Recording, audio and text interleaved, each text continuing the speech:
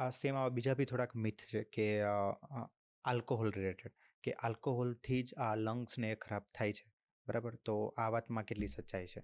C alcohol ગુજરાતમાં was not હા, એટલે અલાઉડ, રાઈટ. અને તમારી પાસે લાયસન્સ હશે તો યુ કેન ડ્રિંક. હમ. એટલે ફોરેનમાં કેવું છે, over counter drug, under counter drug, કે અમુક દવા કે વસ્તુ લેવા માટે લાયસન્સ જોઈએ, બીકોઝ કે એ ડેમેજ કરે છે. So I give you certain things. મેંદો, sugar item be licence drug છે, અચ્છા. એ બી એ જ ઇફેક્ટ કરે. અને એનું રીઝન છે alcohol and sugar both contain fructose. Fructose. જેવું જશે એટલે લીવર એને મેટાબોલાઇઝ નહીં કરે, એની કેપેસિટી નથી ફ્રુક્ટોઝ મેટાબોલાઇઝ કરવાની, અને એ શુગર ફેટના ફોર્મમાં લીવર પર જમા થાય. એટલે તમે એક pack Thums Up is equal to 1 glass whisky. બંને લીવર પર ફેટી લીવર પેદા કરશે, અને એનું the biggest reason is non alcoholic fatty liver વધી ગયા છે, અને ખાસ કર કિડ્સમાં. એટલે તમારા બાળકનું લીવર સોનોગ્રાફી કરાવો, ફેટી લીવર છે, તમે ડ્રિંક નથી કરતા, તો તમે આલ્કોહોલ લ્યો છો, પણ એ આલ્કોહોલનું નામ છે ખાંડ, ગોળ અને મેંદો. હવે તમારે વિચારવાનું છે કે તમારે લાયસન્સ વાળો આલ્કોહોલ લેવો કે ફ્રીમાં વેચાતો આલ્કોહોલ લેવો. તમે જે શુગરની વાત કરી, બરાબર, કે શુગર એ સૌથી વધારે ઇમ્પેક્ટ કરે છે, પણ ઘણીવાર કેવું કે બોડીમાં ક્રેવિંગ્સ થતું હોય, કે ઘણીવાર જમ્યા પછી કંઈક ગળ્યું ખાવાની ઈચ્છા થાય, અથવા તો 3-4 દિવસથી કંઈ જો સ્વીટ નથી ખાધું તો કંટ્રોલ ના થાય, તો પછી આ ક્રેવિંગ્સને કઈ રીતે દૂર કરવું? બેઝિકલી શું થાય કે કેમ કોરોનામાં આપણે બહાર નીકળતા, મમ્મી કે માસ્ક પહેર, પપ્પા કે માસ્ક પહેર, પેલો સિક્યુરિટી વાળો કે માસ્ક પહેરો, ગવર્મેન્ટ પોલીસવાળા માસ્ક પહેરો, ટીચ કરતા. પણ આ ટીચિંગ ઇફેક્ટનો લેકિંગ શું છે કે આજથી 70 વર્ષ પહેલાં કે જ્યારે ઇન્ડસ્ટ્રીઓ ડેવલપ થઈ ને, ત્યારે શુગર ઇન્ડસ્ટ્રી બી આવી. હવે શુગર ઇન્ડસ્ટ્રીને છે ને સપોર્ટ ગવર્મેન્ટે કર્યું કે તમે છે ને અમારા વિશે કંઈ નહીં બોલતા, તમે અત્યારે બેડ છે ને ફેટને ગણાવી દો, એમાં ઘી બી આવે, નોનવેજ વસ્તુ બી આવે. એટલે 60 વર્ષથી આપણે એક માઇન્ડમાં શું છે કે ફેટ ખરાબ, ફેટ ખરાબ, એક્ઝેક્ટલી, એનિમલ પ્રોટીન ખરાબ. એના ચક્કરમાં શુગર ઇન્ડસ્ટ્રીએ ગ્રો કરી દીધો, અને ફૂડમાં શુગર ક્રેવિંગ્સ વધારી દીધું. તો તમને ગળું ખાવાની ઈચ્છા છે તો ખજૂર ખાઓ, કિસમિસ ખાઓ, તો બી ઈચ્છા થાય. તો ફૂડના જે શુગરના જે ટેસ્ટ બડ હોય ને, એની સાથે લીંબુનો બી ટેસ્ટ બડ હોય, ખાટી વસ્તુનો બી ટેસ્ટ બડ હોય. તો જ્યારે ગળું ખાવાની ઈચ્છા છે તો લીંબુ પાણી પી લો, વિથઆઉટ શુગર. Without sugar.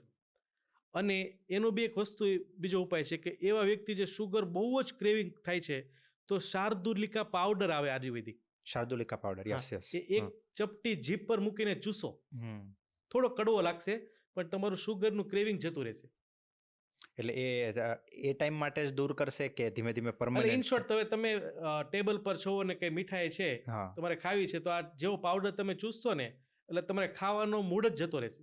અચ્છા. એટલે ક્રેવિંગ જતી રહેશે. એટલે એ that is called de addict. ધીરે ધીરે આથી છૂટી જાય. અને sugar is bad. Right. One of worst ફૂડમાં લિસ્ટમાં નંબર 1 પર આવે શુગર. ઓકે. કે જે ફ્રીમાં વેચાય છે. હા, રાઈટ રાઈટ. સો સર, આપણે આજે ઘણા બધા ડિસીઝની વાત કરી, બરાબર? હાર્ટ રિલેટેડ છે કે લીવર રિલેટેડ છે કે કોઈ પણ, કે બોડીમાં ગેસનો પ્રોબ્લેમ છે, એસિડિટીનો પ્રોબ્લેમ છે કે કોન્સ્ટિપેશન છે, આ બધું જ છે. પણ બોડીને ધારો કે કોઈ પણ માણસમાં બધા પ્રોબ્લેમ છે, હવે એ બોડીને જો આખું રિસેટ કરવું હોય તો કેટલો દિવસ લાગે, કેટલો સમય લાગે? કે તમે જે પ્રમાણે કીધું કે એ રીતની ફૂડની હેબિટ્સ પાડી દે, કે ફ્રૂટ્સ, પાણી, બાફેલા શાક, કઠોળ, અને જરૂર પડે તો અનાજ, અને શુગર બિલકુલ બંધ. આ રીતનું જો કોઈ લાઈફસ્ટાઈલ ફોલો કરવા મળે, વિથઆઉટ સ્ટ્રેસ, સવારમાં મેડિટેશન કરે, પ્રોપર યોગા કરે, 5-7 મિનિટનું રનિંગ કરે, આ બધું જ જો ફોલો કમ્પ્લીટલી કરે, તો કેટલા દિવસમાં આપણે એવું કહી શકીએ કે અમુક અંશે બોડીમાં ફરક પડી જાય અને કમ્પ્લીટલી ક્યારે એ રિવાઇઝ થઈ જાય? યુએસમાં એક સ્ટડી થઈ હતી, 2 ગ્રુપ લીધા 25 થી 30 વર્ષ છોકરાઓના. એટલે હાથમાં અમે બીપી કાફ લગાવીએ ને, એટલે એમાં શું થાય કે આર્ટરીને બ્લોક કરી દઈએ, એટલે આગળ એવું સિગ્નલ જાય કે બ્લડ નથી જતું. ઓકે, એટલે ટાઈટથી એટલે બંધ કરે. ઓકે, એટલે બ્રેકેલ કમ્પ્રેશન કરી દઈએ અમે, એટલે આગળ આર્ટરી છે ને પોળી થવા મળે. That is called dilatation, vasodilatation. હવે એ વ્યક્તિ એક ગ્રુપને છે ને પીઝા, પાસ્તા અને કોક આપ્યો, અને જોયું તેનું વાસો ડાયલિટેશન જ નહીં થયું. પછી 8 કલાક પછી પાછું જોયું તો વાસોડાયલિટેશન થતું હતું. એટલે તમે આ કરશો, શુગરથી દૂર રહેશો, તો નળીની ઇલાસ્ટિસિટી 8 કલાકમાં જ આવવા મળશે. અચ્છા 8 જ કલાક 8 જ કલાકમાં. Okay but again make sure કે જેવા એવા દર્દી કે બીપી શુગર છે, તો એને શુગર ઘટવા મળશે. દવા જો લેતા હોય ને તો અગેન એને ખાવાની ઈચ્છા થશે. તો આવી સાઇન આવે તો મસ્ટ કન્સલ્ટ યોર ડૉક્ટર, અને ડૉક્ટરને એવી રિક્વેસ્ટ કરો કે મારે શરીર માટે કંઈક કરવું છે, મારે નેચરલ વે પર જવું છે. તો આજે ડૉક્ટર કોઓપરેટિવ બન્યા છે. આજે ઓલમોસ્ટ એવા ડૉક્ટરો બી છે કે તમે અગર કહો છો કે ભાઈ મારે ડાયટ પર જવું છે, તમે મેડિકેશન ધીરે ધીરે ઓછી કરો, તો દે ડેફિનેટલી કોઓપરેટ.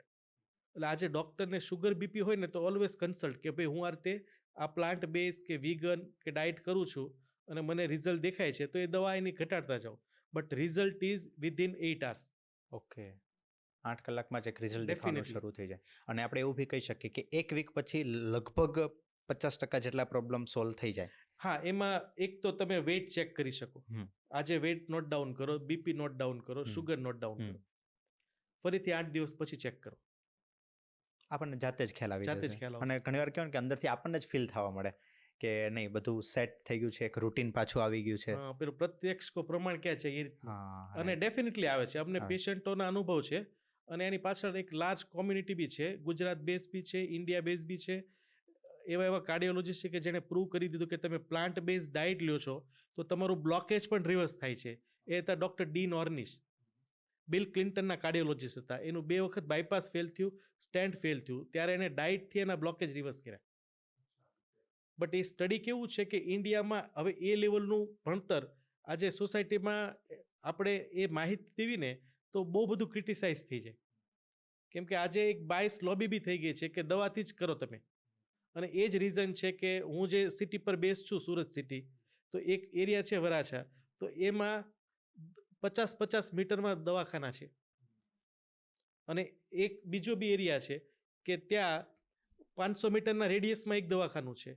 ફોરેનમાં જાઓ છો તો જીપી પ્રેક્ટિસના ક્લિનિકો બહુ ઓછા છે. બહુ ઓછા આજે છે, આપણું yes. કોઈ ફ્રેન્ડ્સ ફેમિલી ફોરેનમાં છે તો એને તમે ઇન્ડિયા આવે તો પૂછજો કે તમે ડૉક્ટરને કેટલી વખત બતાવવા ગયા, તો હાર્ડલી કહેશે 1 કે 2 વાર.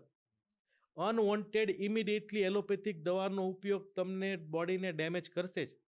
પણ આપણે મેન્ટાલિટી શું સેટ થઈ કે નીચે ડૉક્ટર છે બતાવી દે ને, 100 રૂપિયા જ લેશે ને બતાવી દે ને, 50 રૂપિયાની દવા આપશે. અડધા ડૉક્ટર કેમિસ્ટ થઈ ગયા કે એ જાતે દવા આપી દે. એ દવાના ઉપયોગથી આપણે મેન્ટાલિટી સેટ થઈ ગઈ કે ભાઈ ઇઝી ટુ યુઝ, એમ કે આ થઈ છે એક્સેપ્ટ જ નથી કરવું. સો ઓલવેઝ શરદી, ઉધરસ, કફ, ઝાડા, ઉલટી થાય છે તો બોડીને નથી ગમતું એટલે કરે છે. તો વેઇટ ફોર 24 hours. હા, એવી કોઈ ઇમરજન્સી છે કે તમે ઊભા જ નથી રહી શકતા, પડી જાઓ છો, ચક્કર જ આવી જાય છે, તો ત્યારે તમે હોસ્પિટલનો વિઝિટ કરો. આજે કોવિડ પછી ઘણા ડૉક્ટરોની પ્રેક્ટિસ ઘટી ગઈ. બિકોઝ તે રિસ્ટ્રિક્શન હતું, જવાનું બંધ કરી દીધું કે ભાઈ ચાલશે, ચાલો લેટ ગો. એટલે એને ખબર પડી ગઈ કે હું 2 દિવસ નહીં જાઉં તો પણ સારું થઈ જાય છે. એટલે ઓલવેઝ એલોપેથિક દવાનો ઉપયોગ ઓછો કરવો જોઈએ અને એક માઇન્ડ સેટ રાખવું જોઈએ કે બોડીને જાતે હીલ કરવા દે.